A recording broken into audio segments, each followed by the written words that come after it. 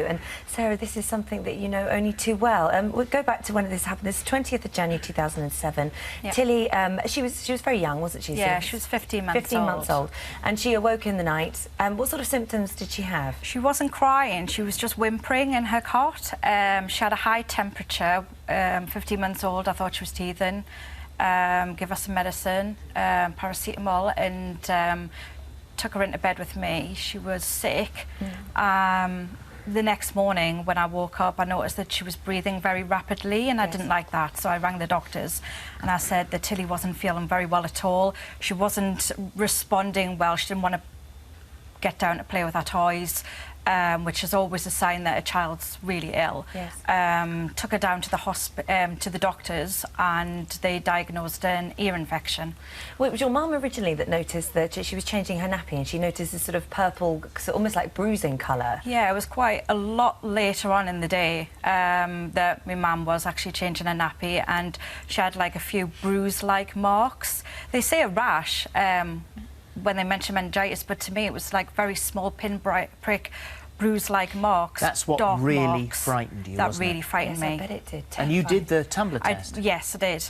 Luckily, I'd actually read an article about meningitis a couple of months previous. Just explain what you did. Pressed the tumbler hard against our skin, and the mark did not move underneath the glass. Ranj. I'm just going to show you in a minute how we're going to do it, but it's important to know that meningitis, when we talk about meningitis, it's actually, there's two parts to the disease. There's pure meningitis where it affects your brain and spinal cord, and then there's meningococcal septicemia or blood poisoning where the infection also gets into the blood, and that is what causes the rash. So remember, you can have meningitis without having the rash.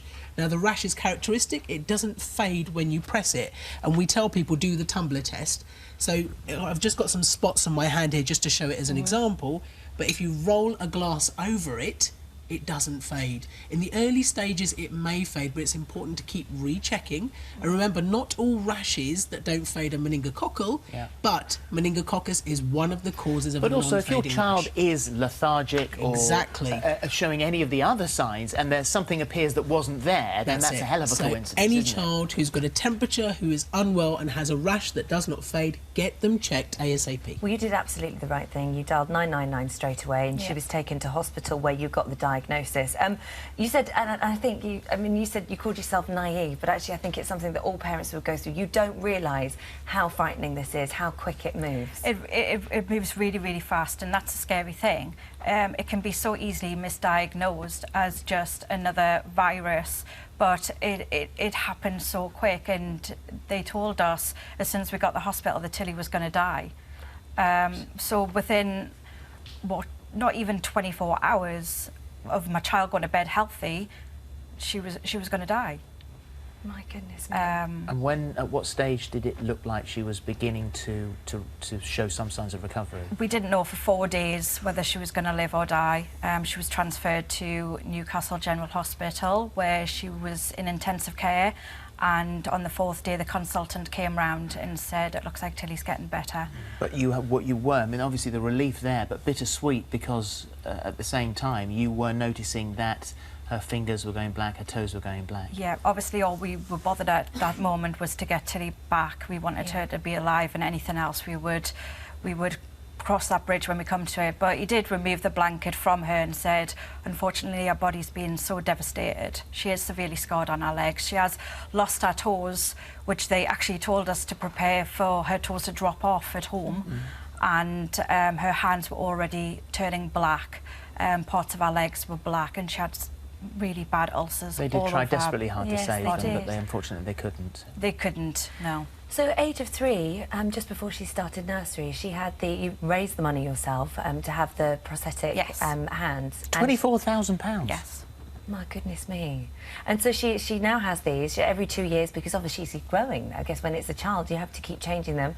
And you say because it's she's only really known this, that she uses them and it all works perfectly well for her. Yeah, she's adapted really well to her disability and to using the prosthetic hand. She was the youngest child to actually get a myoelectric hand from the age of 3, so she's grown up known them really well. Does it cost £24,000 each time you have to do it? Sometimes more, depending on which parts need added to it. But So it is something, Rose, really to be aware of. Well, that's the thing. Be aware of the condition, know when to recognise it, make sure you get rapid treatment, and we need to use every tool we can to prevent it. And this new vaccine is one of those things. Well, let's hope that that petition is successful. In she comes. Hello. She is. How are you? Hello, How lovely Tilly. to see you. Welcome. Come and take a seat.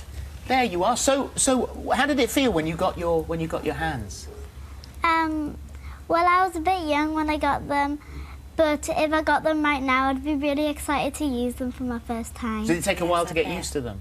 Yeah. Yeah. What sort of things do you like to do? Well, I go to stage school and I do dancing, singing and acting there. And then I go to a dance club called AIM. Wow, you were very clever then, aren't you? Very talented. Thank you all. It's so very, lovely very to much meet you. indeed. Tilly, look after yourself and thank you very much.